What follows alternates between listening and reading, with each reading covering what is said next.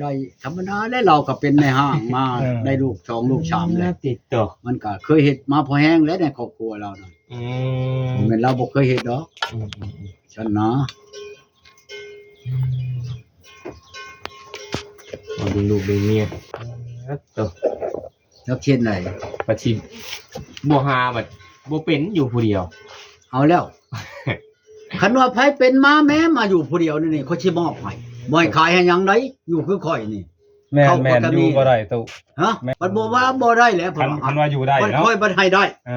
โอ้ว้าวแนวชั่วก็ดีกระดอกไปว่านั่นได้เฮ้ยว่ะกะล้ำได้บัดบูบัดให้เป็นความดีบัดชั่วบัดมาให้ข่อยชั่วโอ้ข่อยบ่ได้ให้ไผแต่งให้ได้เรื่องเอาเมียนี่100ก็บ่ได้มีไผช่วยว่าลุงจันทร์ข่อยช่วยเจ้าได้เจ้าเอาเมียบ่ได้มีความว่าในนั้นจักคนได้บัดมาเว้าประมาทข่อยช้ำอย่าข่อยว่าบ่มาใกล้ข่อยจักเทื่อก็ได้มาขึ้นมาข่อยบ่สิอำไปจังนี่นั่นแหละสิไปหากินข้าวกินน้ำเลยได้บัดนี่ได้สิเอามากินน้ำกันนี่แล้วเอามากินอยู่นี้เอากินแล้วนะถึงจานเป็นนั่นได้เอาแล้วบ่แม่นว่ายังได้นี่ได้เที่ยงแล้วเนาะเที่ยงแล้วจังว่าแต่ว่ามื้อนี่สิให้เขามาให้นะเขามั่งพวกนี้เฮ็ดออกไปพุ่นได้บัดนี้มั่งตัวไหนอันนี้มั่งชุ่มอยู่นอกแล้วไงเขาเฮ็ดหัวลงไปให้นาพุ่นโอ้เพื่อสิปล่อยงัวมันอันนั้นนะเดี๋ยวนี้บ่ได้ปล่อยงัวน่ะโดยยังขังมันอยู่นี่แล้วจะคิดได้ตรงๆเต็งๆจักเฮ็ดได้ความทุกข์ยากต้องเฮ็ดหัวดีๆแล้วบัดยามให้ยามนั้นหัวดีๆแล้วจะสิจ้างเขาขังไว้เนาะมันออกกินข้าวเขาบ่ได้แล้วจ้างเขามาบ่งัวทำแล้วมันสิลงไปจักสิไปทางใดบัดนี่น่ะฟังเบิ่งซะก่อนมันอุกใจหลายแหละมื้อนี่สิเขาไปปรึกษากันกับน้องไปทางไหนเอาน้องทำไปนำมันใครตีลูกมันนี่มันเฮ็ดนามันก็บ่มีคือกันน้องชายน่ะแต่ว่ามีเลี้ยงลำนี่มีลูกมีเต้าผู้เบิ่งผู้แยงอยู่เนาะลูกไผมันเอาลูกไผมาเฮือนโตนี่บ่อยู่ผู้เดียวมันสิอยู่ได้เนาะแม่นมันเพิ่นมาเช่ามานึ่งข้าวเฮ็ดกินแม่นบ่เบิ่งจัง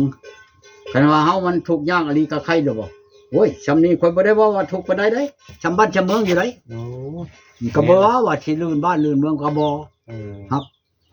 แต่บ่พอลุดพอลุยหั่นน่ะชี้ดอกนี่ล่ะไปหาบ่ฮู้กินก็เด้อโดยจุกมาพี่แล้วทาอยู่นี่ล่ะมาชัวเจิดกินโนะเอามาช่วยกินจังกินบ่าวนะจะกินข้าวเที่ยงบ่มาเจิดได้ตู้เอ้ยฮะกินแล้วได้กินก็มากินน้ำเดียวนี่แหละมาเจิดต้องหิ้งเลยยากมั้ย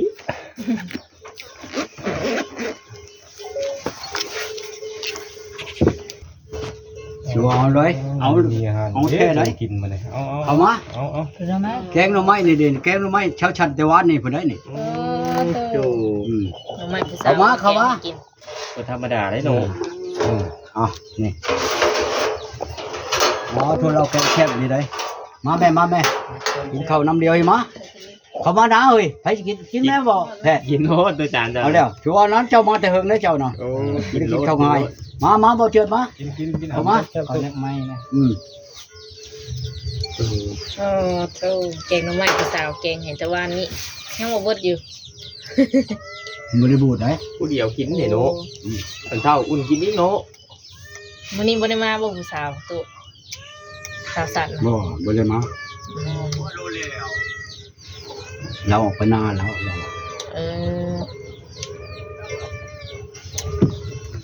เอากินแล้วกันนะ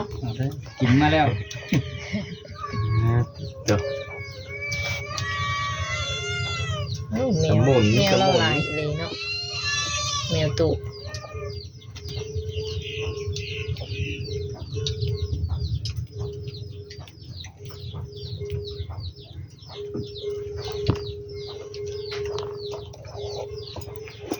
แมวก็หลายเนาะเลี้ยงแมวหลายดีเครื่องอยู่ในเฮือนในมันนี่แหละดูแลให้เนาะถ้าบ่มีมันนี่มุนเบิดแล้วหนูให้เนาะหนูเฮ็ดหนูหลายติดตัวคืนวันนี้ได้หนุกนุกกันอันนั้นได้หนุกกันนุกเขาตัวหนึ่งนุกเอี้ยงตัวหนึ่งแกงไอ้มันมาใส่ปีนไก่มาแล้วอย่างนี้เชียงค้างเชียงกันมัน ยากกันได้เนาะ บ่ทันจ่ายได้หนกน่ะ เอาแล้ว ปั๊บปั๊บอยู่เอาแล้ว ถูกมาได้ไหนเนาะ หนกบ่ทันจ่าย นี่ อืม เจ้าจะไปเช็คของไหม อืม ยืมมามื้อเช้ามาบ่เห็น เอา ไปแล้ว ไปแล้วช่วยบ่ลืมลกปีกมัน ตัว บ่ตายเนาะมันจับมาเนาะ ฮะ แมวบัตรอันนี้บัตรอยากมาอยู่เนาะทุกจานเนาะ อืม หลายเนาะบัตรคนบัตรบ่อยากมาอยู่เนาะ มิตรอยากไปคน เป็นแมวเป็นนะบัตรมาอยู่เด้ คันมาแล้ว อืม เฮานั่นลุยเนาะสมมุติว่าเขาคะแนนแข่งขันหม้อมันว่า อดอยากว่าง่าย มันอยากกินหยังก็บ่ได้กินน้ำเมียน่ะเฮาบ่มีเด้อ เออ ก็ใครเลยบ่ อดอยากนี่ เห็นปลายเขาอดเนาะเขาเลยอยู่บ่ได้เนาะ หมู่นี่ก็บ่ว่าเนาะเนาะถ้าพามาแล้วอดอยากนะหมู่สิ คือพูดว่าบางกี้นี่ ตาม อยู่บ่ได้สังคมแฮงโพด แหละ บ่มีแต่เว้า สังคมแฮง อยู่บ่ได้นำสังคมแห้งว่าติ บ่มีแนวติบ่ติตั เอา ว กัน เดียว เด้อผู้โทรหากันเลย บ่เจิดนี่ แม่น ถาม บ่ ดู เจิด หัน ป๋อตกระเบ้าเนี่ยนี่อีหลีตก เป็นหยังเจ้าจังเมื่อแม่นบ่ว่าเขาอยู่ได้นำสังคมแฮงสังคมแก่ทำได้ล่ะมันเมื่อพูดน่ะบ่แม่นเด้อว่าลูกมันน่ะว่าค่อยไปได้เป็นผัว ติด เนี่ยนั่นน่ะยาวมั้ยเขาว่าซะไม่ แห้ แท้ งหอนแห้ง ให้ก็บ่กินน้ำเลย เดี๋ยวแซ่บๆทุก หัวฉันก็บ่มากินอยู่นี่หรอกกินอ่างหมูนี่ มาสู่หมู่กินได้ มาชมหมูกิน เจิ หมู ด ก็ กิ กิ น น พอดีอันทางเฮาก็บ่ค่อยอยากเขาเนาะบ่ค่อยอยากกินนะบ่ค่อยบางมื้อกินเขา มื้อนึง เขาเช้าน่ะประมาณเที่ยงคือแล้วเลยคาบเดี หม ยว อมื้อหนึงหาครับ มื้อนึงหา คาบเดียวบ่ได้กินนะบ่ค่อยอยากยังเป็นหยัง เดี๋ยวเป็นคนบ่มา นี่เก่าบ่จ้อย แม่ บ่ค่อยแซ่บอ่ะ มื้อละติบเอ้า ไปแบบนี้แห้งแล้วเลยบ่อยาก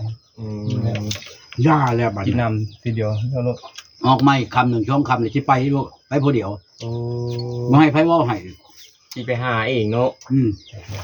แล้วบ้านนี้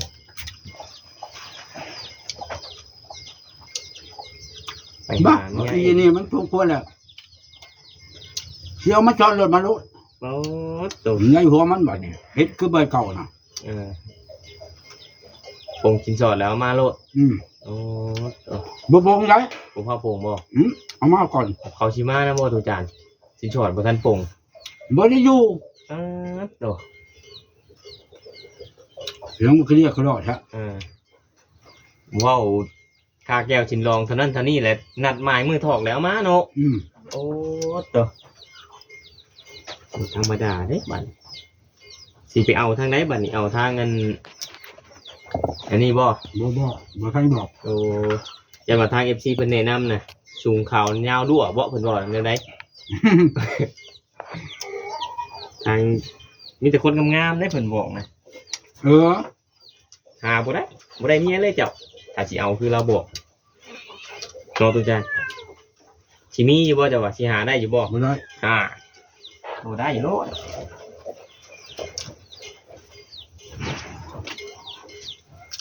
ถ้าไปหาคือเราว่าน่ะถือแมทไปฟอกไปแทกเอาแมท60เราอ่ะสูงขาวยาวด้วยเราอันเป็นลูกยาฐานหลานยาคูหน้าตีนบ้านตัว จะคิดไปได้อยู่ใส่ละโอ้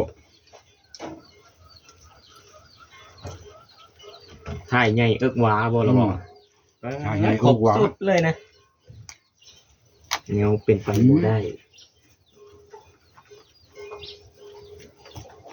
บัดเมียเพิ่นผู้เว้านะบัดเตี้ยๆน้อย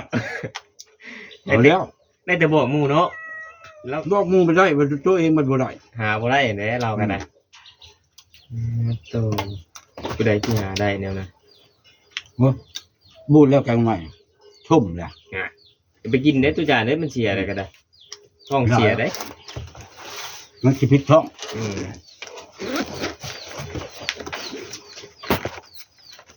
ไป บ่จับแต่แท้เนาะ บ่จับแล้ว ตัวถ้าอยู่ในคิงเนี่ยตุจานจับอยู่บ่ อันนั้นธรรมดาเนี่ยครูก็จับได้ นี่ บ่จับบ่ว่าจะว่าเฮา อยู่ในคิงเนี่ยจับได้ คฤหัสถ์นี่ แต่ว่ามัน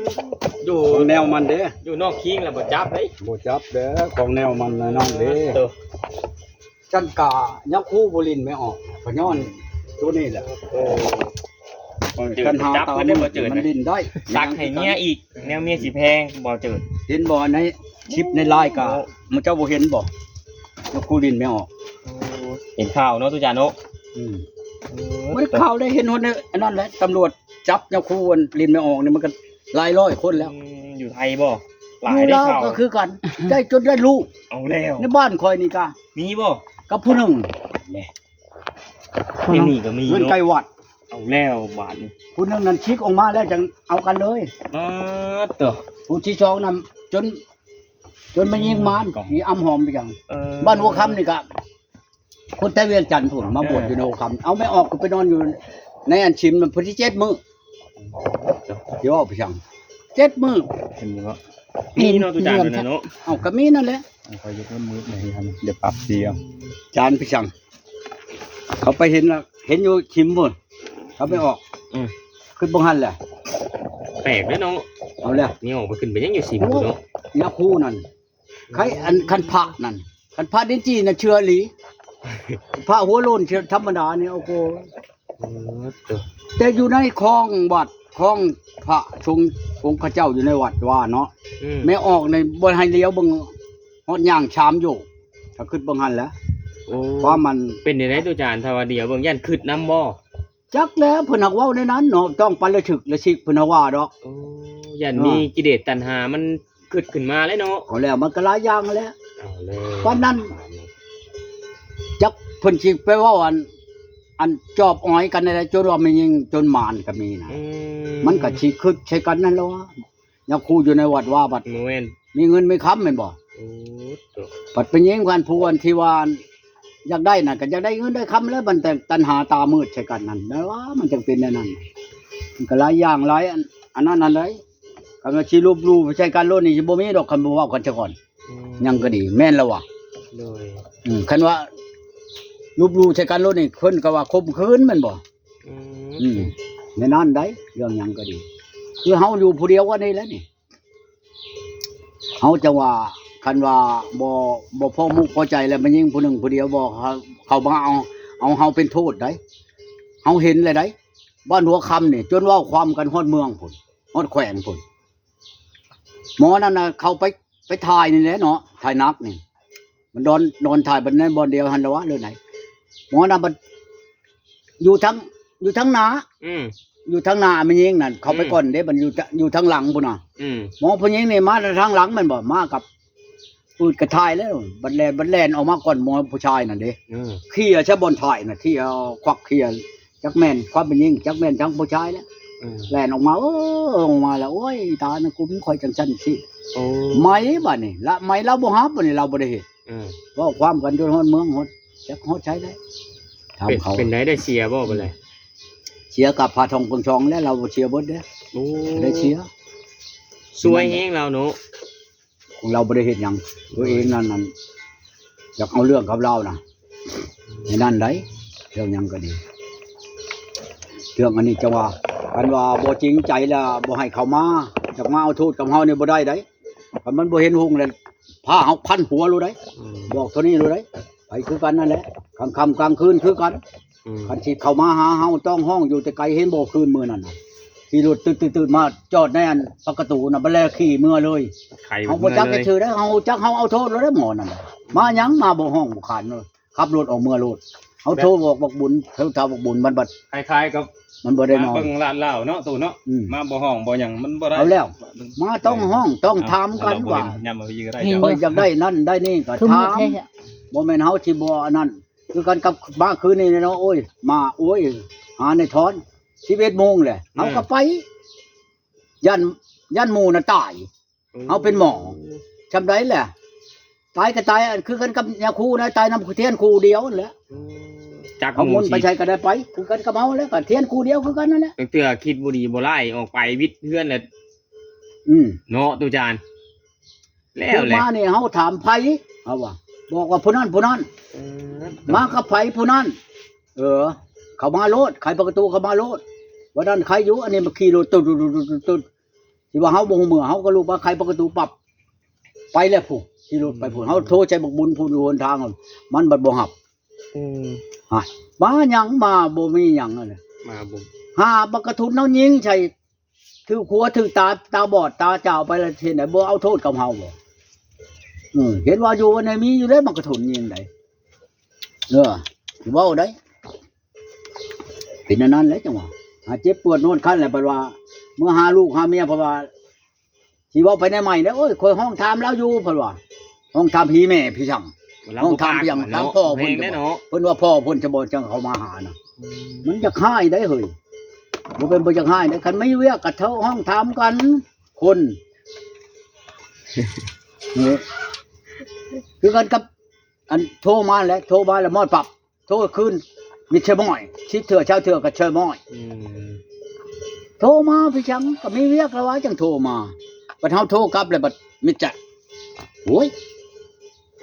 กันบ่ฮับเพราะว่าขี้คุยขี้องอีกแล้วหั่นคนน่ะมันจะพอตายแล้วเขาเอาไม้กบเหงชี้อันปุ่นเต่งเมียนอย่ามันดอนออกกบเหงเมียนนั่นแล้วนั่นพอดีก่อนก็มีเวียกเขามาหาจังว่าเฮาบอกแล้วเพราะว่านั่นถ้าว่ามันรูมาเนี่ยเฮามีหยังเฮายิงโลได้วะมีมันกระทุนเฮายิงมันกระทุนมีหน้าเฮาเอาหน้ายิงได้วะมีหยังเฮาเฮ็ดอันนั้นได้วะเฮากะเห็นว่าเฮานอนผู้เดียวเฮาเกี่ยมบ่แม่นธรรมดาเด้เอาโลดพ่อบ้านเนาะย่านว่าอันเข้าไปแหละคันห้องคันกู้คันว่าถามนั่นบ่ให้เฮ็ดได้เขาว่าบ่เฮ็ดดอกอันนั้นอันเข้ามาอย่างบ่จักหยังหัวติดไปนอนเนี่ยเฮายิงได้วะมีมักกระทุนมีหยังหน้าเฮายิงได้มีหยังเฮาก็เฮ็ดได้อันนั้นได้เอาโลดเขาว่าย่านบัดยิงบัดเจ็บแล้วเพิ่นว่าค่อยถามอยู่หั่นน่ะของคนบ่ทันตายนั่นเว้าได้นะ เอาแจ้งไว้เนาะตุจานเนาะ เฮาต้องแจ้งเมียนแล้วมันก็อย่ามันกลับมาบ่ปากบ่หยังเนี่ยเฮายิงโลดมันกระทุนเฮาก็สิยิงมีหน้าเฮาก็สิเอาหน้ายิงเฮาบ่ย่านดอกนำได้จัง มาตอนตั้งโตพายุบ่ตั้งโตหรือบ่แฮงแล้วเนาะตุจานเนาะ มันก็อย่างงี้แหละห้องเขาก็ใช้ไล่ใช้อันนั้นเมียนเบิดมันต้องปอกๆแปลกๆแหละเห็นว่าเฮานอนก็ดี เศษกุมารทองได้เผาไว้เนาะหน้าบ้าน ยังก็ยามันดอกมันเอาสิพ่อดอก มากับบ่อยู่ใช่เนาะมากับไปเลยแต่ว่ามันสิส่งสัญญาณ มานำบ่ว่าใช้มันดอกไปกันมันไปซะโดนไว้เพียงก็เฮากับบ่ อันนี้บ่ตุจานงัวชื่อใหม่นะเอามาเลย บ่ทันเอามา ท่านได้มาครับ พังเบิ่งเดือนออกใหม่นี่ละ2-3มื้อนี่สิไปเอา เขาให้ไปเอาได้ยามผูกเลยเนาะเขาขายเลยเด้ เขาบ่ทันได้บอกดอก เขาเรียก